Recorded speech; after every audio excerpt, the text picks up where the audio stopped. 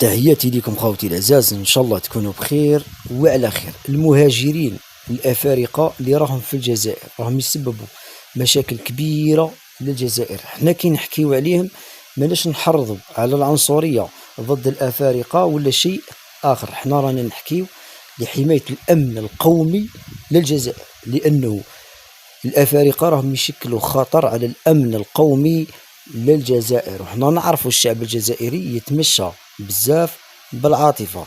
الفيديو اللي راح نشوفوه اليوم من ولايه تلمسان، مجموعه من الافارقه استولوا على مزرعه احد الفلاحين.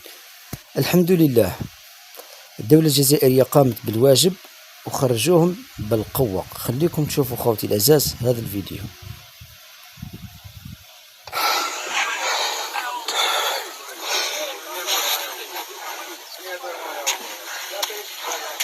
هذا انا جيت كل الدواء كنا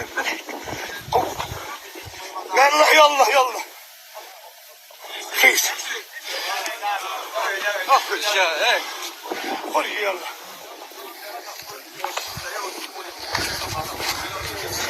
نعتذر منكم خوتي العزاز لأنه جودة الفيديو غير واضحة، لكن هذا هو الواقع وهذه هي الحقيقة المرة. اخرج يلا ما جبت معك، اخرج يلا برا خرج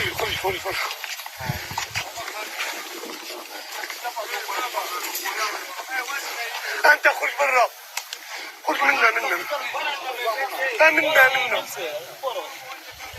اروح منني وخلنا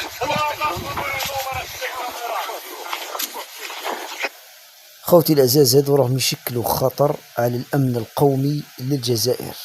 أي شخص شافهم يبلغ السلطات الأمنية، ماشي عيب كي تحمي بلادك.